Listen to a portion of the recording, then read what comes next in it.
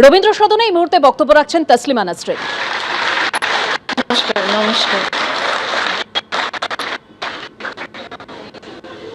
আমি দেখতে পাচ্ছি জয় গোস্বামী যদি একটু মঞ্চে আসুন, কিছু বলুন।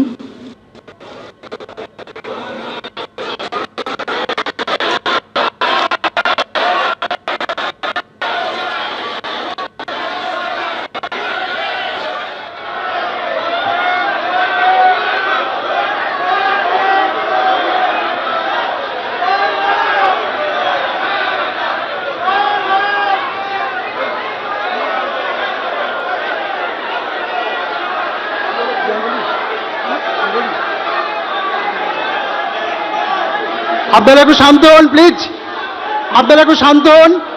দেখুন, আরে আমরা তো জারের শাসনে নেই। এই যে বললাম ভরসা ভরসা হয়েছে, আমরা তো জারের শাসনে নেই। বিরুদ্ধ মত আমাদের শুনতে হবে। আর দিদি যেখানে বলেছেন, দাঁড়ান, দিদি যেখানে বলেছেন সেখানে কোনো কথা হবে না, কোনো কথা হবে না। বসুন আপনারা, দিদি যখন বলেছেন কোনো কথা হবে না, প্লিজ।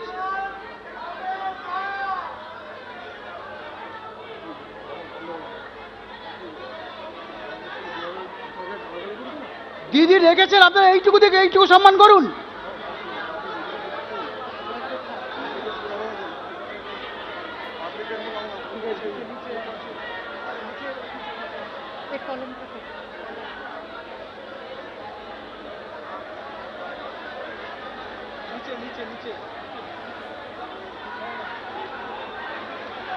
কোথায়?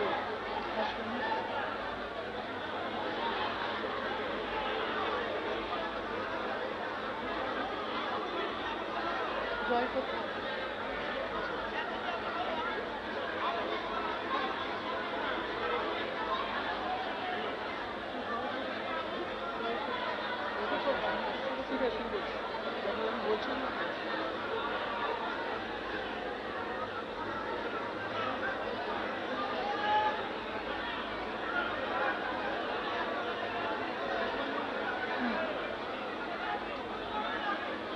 হ্যাঁ, নমস্কার। নমস্কার। নমস্কার। আপনারা শান্ত হন।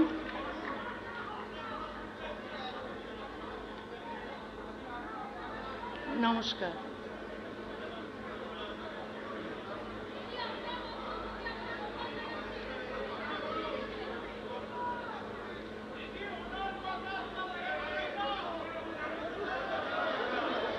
আমি কি কথা বলবো? তাহলে আপনারা একটু শান্ত হন, কথা বলবেন না। আজ আমি কলকাতায় ফিরে এসেছি। এই একটি বাক্য উচ্চারণ করতে আমার প্রায় 19 বছর লেগেছে। নির্বাসিত মানুষের ক্যালেন্ডারে বছর শুধু সময় নয়, প্রতিটি বছর একটি বন্ধ দরজা, প্রতিটি মাস অপেক্ষা, প্রতিটি দিন নিজের ঠিকানা হারানোর দুঃখ। আজ সেই দীর্ঘ অপেক্ষার পর কলকাতার মাটিতে দাঁড়িয়ে মনে হচ্ছে আমি শুধু একটি শহরে ফিরে আসিনি, আমার হারিয়ে যাওয়া জীবনের একটি অধ্যায়ের কাছে ফিরে এসেছি। আজ আপনারা আমাকে যে ভালোবাসা ও সম্মান দিয়েছেন তার জন্য আমি গভীরভাবে কৃতজ্ঞ। আমাকে কলকাতায় আমন্ত্রণ জানিয়েছেন সেকুলার মিশনের চেয়ারম্যান ওসমান গনি মল্লিক। প্রায় অসম্ভব বলে মনে হয় আমার ফেরার বন্ধ দরজায় তিনি প্রথম সাহস করে কড়া নেড়েছিলেন। তাকে আমার আন্তরিক কৃতজ্ঞতা। আমার মঞ্চে আসেন আমার দীর্ঘদিনের শুভাকাঙ্ক্ষী তথাগত রায়, শাশ্বতী ঘোষ, মোহিত রায় এবং আজকের অনুষ্ঠানের সঙ্গে যুক্ত সবাইকে আমি আন্তরিক কৃতজ্ঞতা জানাই। অবশ্যই মাননীয় মুখ্যমন্ত্রী প্রচণ্ড ব্যস্ত থাকা সত্ত্বেও আমাকে সম্বর্ধনা দিয়েছেন, তার এই উদারতার জন্য আমি কৃতজ্ঞ এবং আসলে আমার জন্য অপ্রত্যাশিত ছিল। আমি বিস্মিত, মুগ্ধ, অভিভূত। আজ এই আনন্দের দিনে বাংলার দুই মনীষী শিবনারায়ণ রায় এবং অম্লান দত্তকে স্মরণ করছি। তারা আমাকে খুব স্নেহ করতেন। আমাকে পশ্চিমবঙ্গ ছাড়তে হয়েছিল বলে খুব ব্যথিত হয়েছিলেন। আজকের এই প্রত্যাবর্তন দেখলে নিশ্চয়ই খুব আনন্দিত হতেন। একজন লেখককে নিজের ভাষার শহরে আসতে পুলিশের পাহারার প্রয়োজন হওয়াটাই আমাদের সময়ের এক বেদনাদায়ক সত্য। লেখকের জীবন রক্ষা করা শুধু একজন মানুষকে রক্ষা করা নয়, তার কথা বলার অধিকার, ভিন্নমত প্রকাশের অধিকার এবং কলমের স্বাধীনতাকেও রক্ষা করা। আমি এমন একটা দিনের স্বপ্ন দেখি যেদিন কোনো লেখককে তার লেখার জন্য পুলিশের পাহারায় চলতে হবে না, কোনো মুক্ত চিন্তককে সত্য উচ্চারণের অপরাধে দেশ ত্যাগ করতে হবে না। আমার নিরাপত্তার দায়িত্ব নেওয়ার জন্য মাননীয় মুখ্যমন্ত্রী ও পশ্চিমবঙ্গ সরকারের প্রতি আমি আন্তরিকভাবে আবারও কৃতজ্ঞ। কৃতজ্ঞতা আনুগত্যের চুক্তি নয়, কৃতজ্ঞতার বিনিময়ে আমি আমার স্বাধীন চিন্তাকে বন্ধক দিই না, আবার মতভিন্নতাও আমাকে অকৃতজ্ঞ করে না। কোনো ভালো কাজের স্বীকৃতি দিতে দলীয় আনুগত্যের প্রয়োজন নেই। দ্বিমত প্রকাশ করতেও বিদ্বেষের প্রয়োজন নেই। আমি কোনো রাজনৈতিক দলের হয়ে এখানে কথা বলতে আসিনি, কোনো দলকে পরাজিত করতেও আসিনি। আমি এসেছি নারীর সমান অধিকার, মানবাধিকার, ধর্মনিরপেক্ষতা, যুক্তিবাদ, মুক্ত চিন্তা এবং বাক স্বাধীনতার পক্ষে কথা বলতে। আজকের দিনটি সাক্ষ্য দিচ্ছে ভয় চিরস্থায়ী নয়, নিষেধাজ্ঞা চিরস্থায়ী নয়, বন্ধ দরজাও চিরকাল বন্ধ থাকে না। আজ 1 অগাস্ট। অগাস্ট আমার জন্মের মাস, অগাস্ট আমার নির্বাসনের মাস, আজ থেকে অগাস্ট আমার প্রত্যাবর্তনের মাসও। 1994 সালের 8ই অগাস্ট আমাকে বাংলাদেশ ছাড়তে বাধ্য করেছিল তখনকার সরকার। রাতের অন্ধকারে আমার স্বদেশের দরজা আমার জন্য বন্ধ করে দেওয়া হয়েছিল। তারপর একের পর এক সরকার এসেছে, কিন্তু সেই দরজা আর খোলেনি। আর মাত্র 7 দিন পর আমার নির্বাসনের 32 বছর পূর্ণ হবে। স্বদেশের বাইরে কাটানো সময় এরই মধ্যে স্বদেশে কাটানো সময়কে অতিক্রম করেছে। রাষ্ট্র আমাকে দেশ থেকে সরিয়ে দিয়েছে, কিন্তু আমার ভেতর থেকে দেশকে সরাতে পারেনি। বাংলা ভাষাই আমার বহনযোগ্য স্বদেশ, যে স্বদেশ আমি সঙ্গে করে পৃথিবীর এক প্রান্ত থেকে আরেক প্রান্তে নিয়ে বেরিয়েছি। এক বাংলায় আমার জন্ম, আরেক বাংলায় হারিয়ে যাওয়া ঘর খুঁজে পেয়েছিলাম। শেষ পর্যন্ত একজন বাঙালি লেখকের জন্য 2 বাংলার কোথাও একটি ছোট ঘরও রইল না। ইউরোপ আমাকে নাগরিকত্ব, নিরাপত্তা এবং আশ্রয় দিয়েছে, আমি তার জন্য কৃতজ্ঞ। কিন্তু নাগরিকত্ব আর আপনত্ব এক জিনিস নয়। নিরাপদ বাড়ি পাওয়া যায়, ঘর তৈরি হয় ভাষা, স্মৃতি, সংস্কৃতি এবং মানুষের ভালোবাসায়।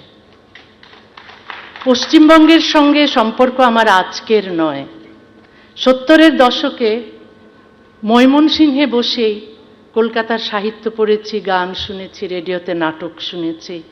বাস্তবে দেখার আগেই বই, সুর আর মানুষের কণ্ঠের ভেতর কলকাতাকে আবিষ্কার করেছিলাম। 1978 সালে কিশোর বয়সী সেজুতি নামে একটি কবিতা পত্রিকা সম্পাদনা শুরু করি। পশ্চিমবঙ্গ থেকে ডাকযোগে কবিতা আসতো, কাঁটাতারের ওপার থেকে খামের ভেতর উড়ে আসতো শব্দ। আমি সেই কবিতা ছাপাতাম, পশ্চিমবঙ্গের লিটল ম্যাগাজিনেও লিখতাম।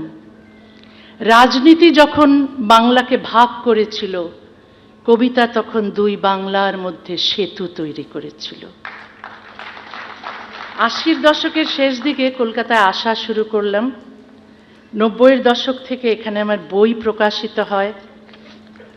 বাংলাকে কোনোদিন এপার ওপার বলে অনুভব করিনি।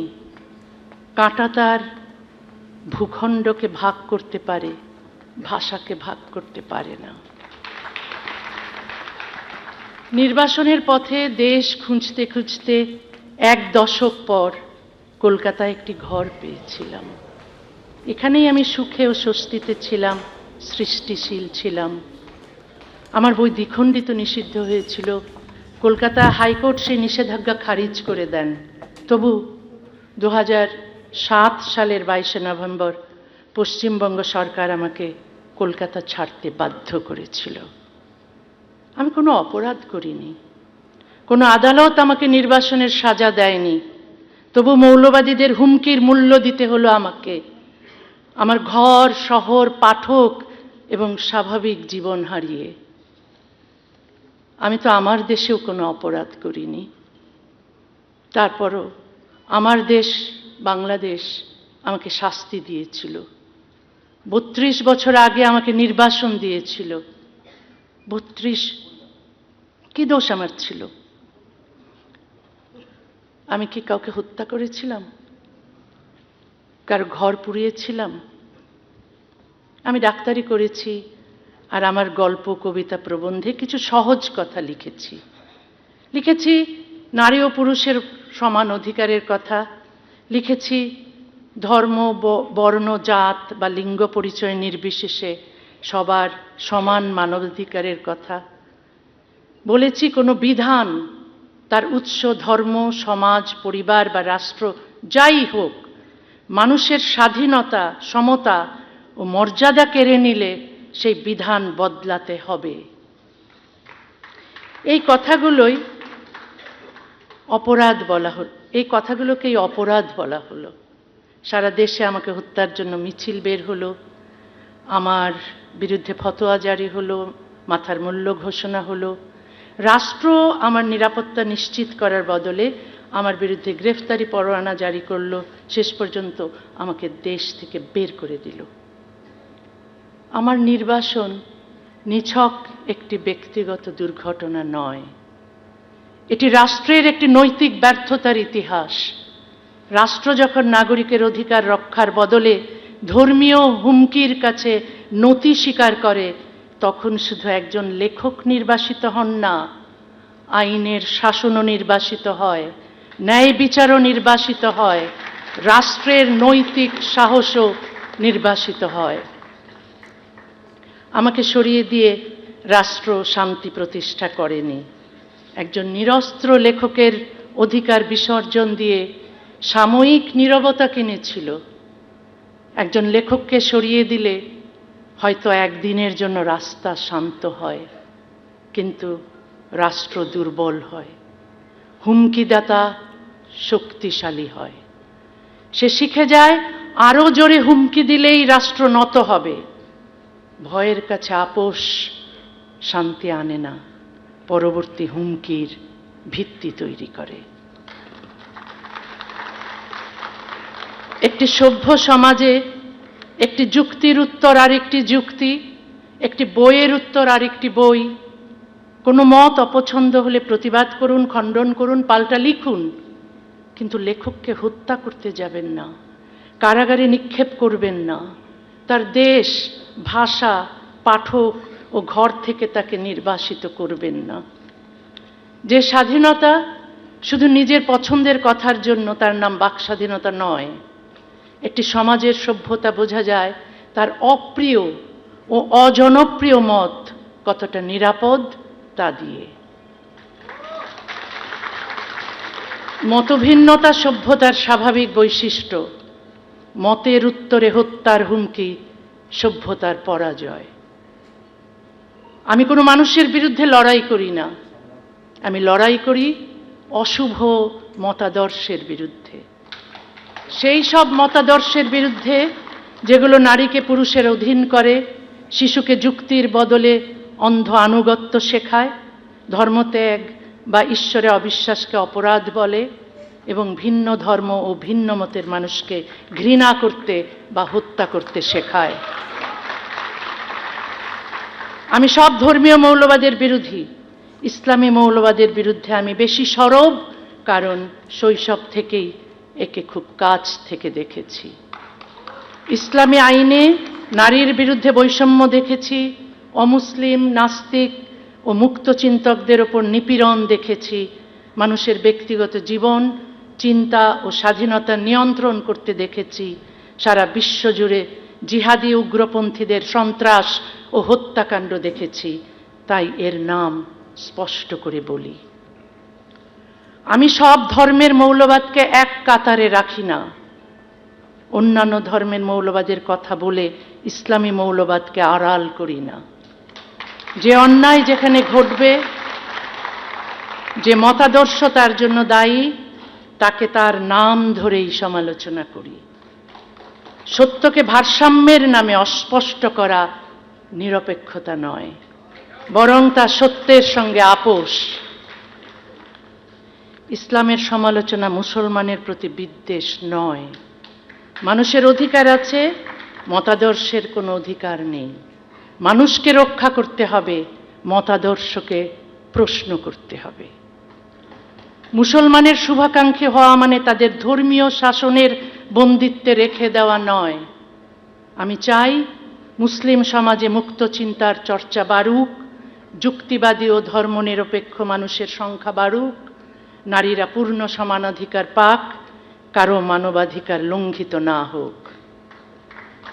কোনো মতাদর্শই সমালোচনার ঊর্ধ্বে নয়। ইসলামের সমালোচনা করা বা ইসলাম সম্পর্কে সত্য কথা বলা মুসলমানের প্রতি বিদ্বেষ নয়, বরং মুসলিম সমাজের সংস্কার, বিবর্তন ও মানুষের মুক্তির জন্য এই সমালোচনা অত্যন্ত জরুরি। আজ বিশ্বের অধিকাংশ গণতান্ত্রিক সমাজে খ্রিস্ট ধর্ম, হিন্দু ধর্ম, ইহুদি ধর্ম, বৌদ্ধ ধর্ম, কোনো ধর্মই নীতিগতভাবে সমালোচনার ঊর্ধ্বে নয়। ধর্ম ও ধর্মীয় প্রতিষ্ঠানের সমালোচনা করেই এসব সমাজ বহু পুরনো বৈষম্য ও কুসংস্কার থেকে বেরিয়ে এসেছে। খ্রিস্টান বিশ্বে ইনকুইজিশন ছিল। ঈশ্বরের অস্তিত্বে সন্দেহ করলেই এককালে মানুষকে মেরে ফেলা হতো। স্প্যানিশ ইনকুইজিশন এখন ইতিহাসের একটি অন্ধকার অধ্যায়। কিন্তু মুসলিম বিশ্বের বহু দেশে ইসলামী ইনকুইজিশন চলছে।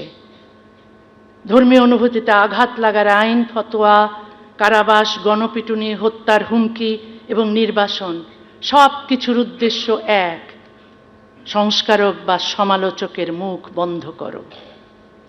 এই কারণেই মুসলিম সমাজের মুক্ত চিন্তকদের কেউ খুন হয়েছেন, কেউ কারাগারে, কেউ নির্বাসনে। আমরা যারা জীবনের ঝুঁকি নিয়ে ভিন্ন মত প্রকাশ করছি, আমরা চাই মুসলিম সমাজও অন্ধ আনুগত্যের শৃঙ্খল ভেঙে যুক্তি, সমতা, মানবাধিকার ও আধুনিকতার পথে এগিয়ে যাক। আমরা সমালোচনা করি ধ্বংস করার জন্য নয়, করি পরিবর্তনের জন্য। যে বিধান নারীকে পুরুষের যৌনদাসী হিসেবে গণ্য করে, অমুসলিমকে ঘৃণা করে, ইসলামের সংস্কারক বা সমালোচককে হত্যা করে, সেই বিধানকে প্রশ্ন করতেই হবে। আরো বেদনাদায়ক হলো, মুসলিম সমাজকে অন্ধকারে রাখতে শুধু ইসলামী উগ্রপন্থীরাই সক্রিয় নন, তথাকথিত প্রগতিশীল ও বামপন্থীদের একটি অংশ এই অচলাবস্থাকে রক্ষা করেন।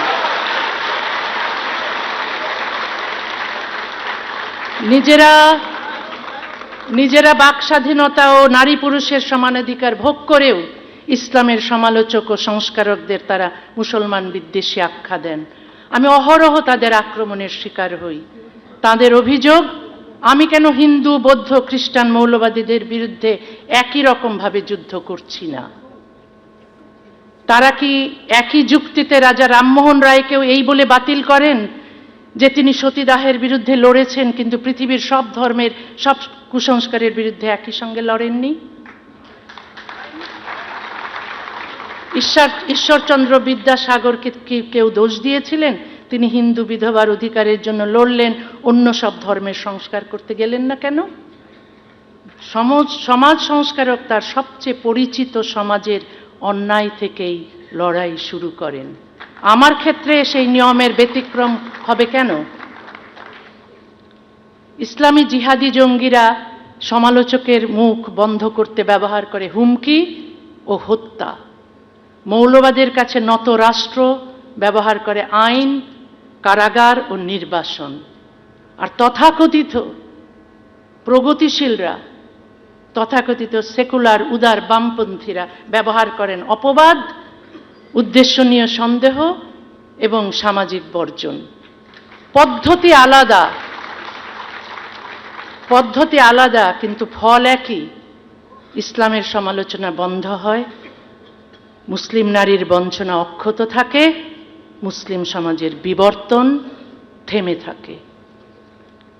যারা নিজেদের জন্য আধুনিকতা চান কিন্তু মুসলিম সমাজের জন্য চান মধ্যযুগীয় বিধান, তারা মুসলমানের সবচেয়ে বড় শত্রু। যারা নিজেদের মেয়ের স্বাধীনতাকে অধিকার বলেন কিন্তু মুসলিম মেয়ের পরাধীনতাকে সংস্কৃতি বলেন, তারা মোটেও প্রগতিশীল নন।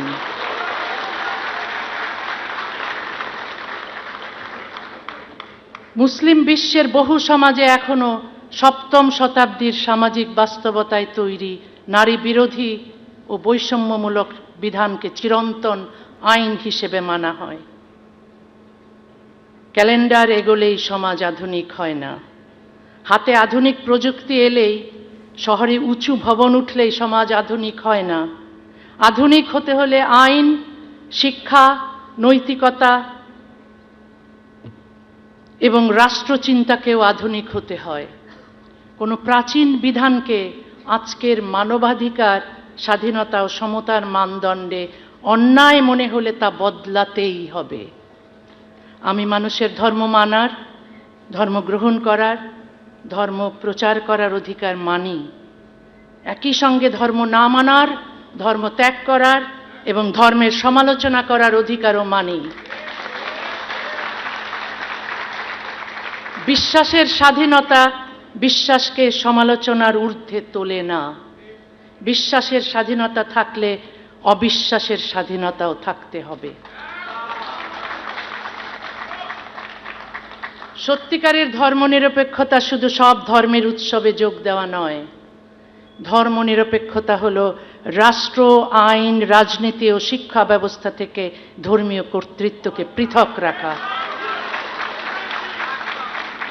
রাষ্ট্রের কাজ কোনো ধর্মকে রক্ষা করা নয়, রাষ্ট্রের কাজ বিশ্বাসী ও অবিশ্বাসী সব নাগরিকের সমান অধিকার রক্ষা করা। রাষ্ট্রের কোনো ধর্ম থাকবে না, রাষ্ট্রের থাকবে ন্যায়। আইনের কোনো ধর্ম থাকবে না, আইনের থাকবে সমতা। একজন নারীর অধিকার তার জন্ম বা ধর্মীয় পরিচয়ের উপর নির্ভর করতে পারে না। তার শরীর তার নিজের, জীবন তার নিজের, সিদ্ধান্তও তার নিজের। কোনো ধর্মীয় আইন নারীকে পুরুষের সমান অধিকার না দিলে সেই আইন বাতিল করতে হবে। ধর্মের মর্যাদার চেয়ে মানুষের মর্যাদা বড়। একই দেশের নাগরিকের অধিকার ধর্মভেদে আলাদা হতে পারে না। ভারত ও বাংলাদেশ দুই দেশেই ধর্মীয় পরিচয়ের ঊর্ধ্বে অভিন্ন দেওয়ানি বিধি দরকার, তবে তা সংখ্যাগুরু ধর্মের বিধান নয়। সংবিধান, মানবাধিকার এবং নারী পুরুষের পূর্ণ সমতার ভিত্তিতে রচিত হবে নাগরিক আইন।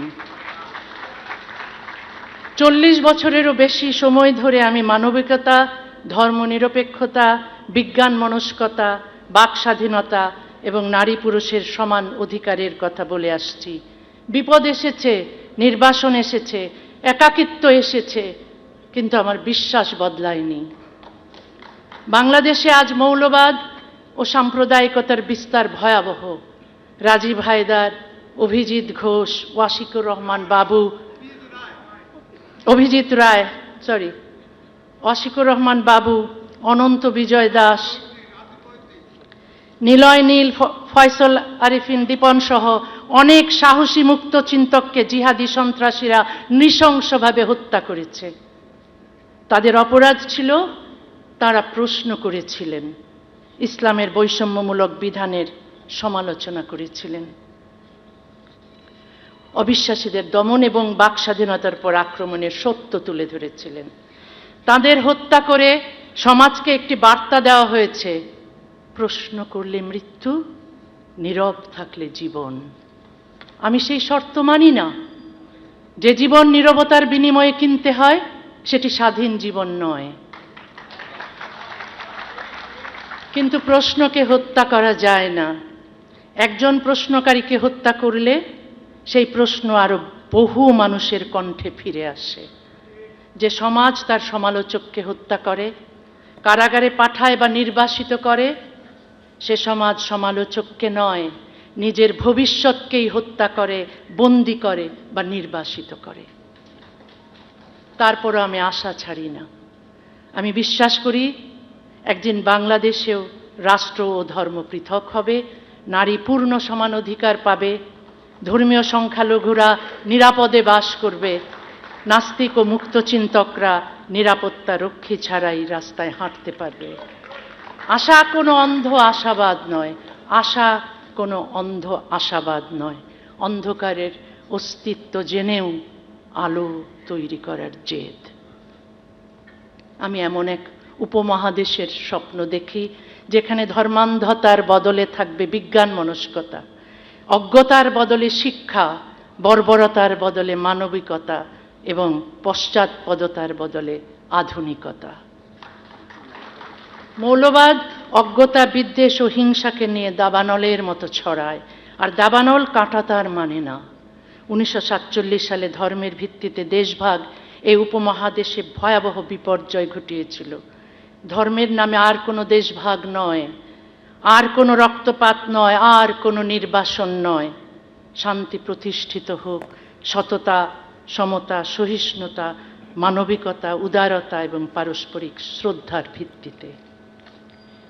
এই স্বপ্ন নিয়ে আজ আমি আবার কলকাতার সামনে দাঁড়িয়েছি।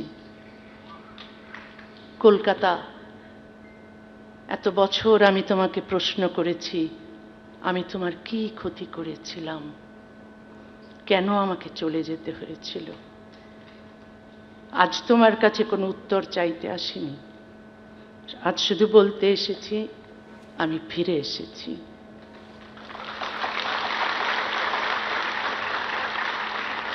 আমার চোখে জল আছে, মনে অভিমান আছে, কিন্তু দুই হাত ভরা ভালোবাসাও আছে।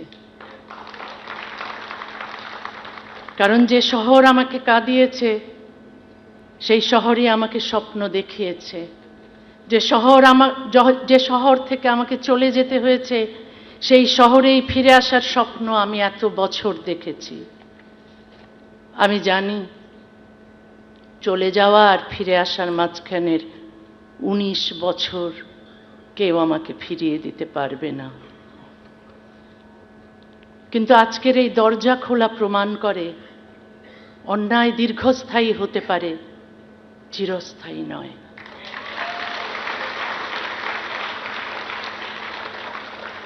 আমার কলকাতায় ফেরা শুধু আমার ব্যক্তিগত আনন্দ নয়, এটি নির্বাসন ও নিষেধাজ্ঞার বিরুদ্ধে বাক স্বাধীনতা, মুক্ত চিন্তা এবং মানুষের ভালোবাসার একটি জয়। নির্বাসন আমার ঠিকানা কেড়ে নিয়েছে, কিন্তু আমার ভাষা কেড়ে নিতে পারেনি।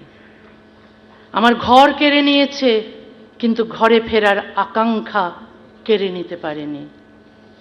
আমি যতদিন বেঁচে থাকব পৃথিবীর যে প্রান্তেই থাকি লিখব, যা সত্য বলে বিশ্বাস করি তা বলবো। আজ 1 আগস্ট 2026। আজকের দিনটি আমার জীবনে শুধু একটি অনুষ্ঠানের দিন নয়, একটি বন্ধ দরজা খোলার দিন। ইতিহাস যেমন মনে রাখে কারা দরজা বন্ধ করেছিল, ইতিহাস তেমনি মনে রাখে কারা দরজা খুলেছিল।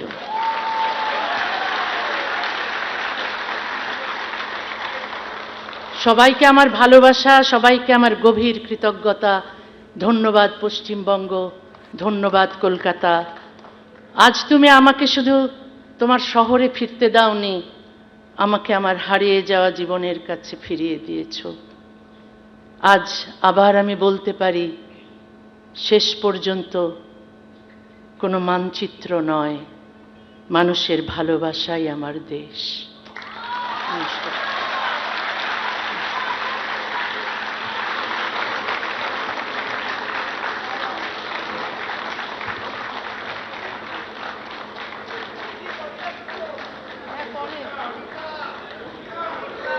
হ্যাঁ, আর 10 মিনিট পরেই আপনারা দিদির কবিতা শুনবেন এবং দিদির কবিতাকে গানের রূপ দেওয়া হয়েছে সেটাও শুনবেন। একটু ধৈর্য ধরুন। আচ্ছা, মঞ্চে আছেন আমাদের মাননীয় মন্ত্রী, উনি দু চার কথা বলবেন। মাননীয় মন্ত্রী শ্রী কল্যাণ চক্রবর্তী মহাশয়কে একটু আসার জন্য অনুরোধ করছি। এবিপি আনন্দ, এগিয়ে থাকে, এগিয়ে রাখে।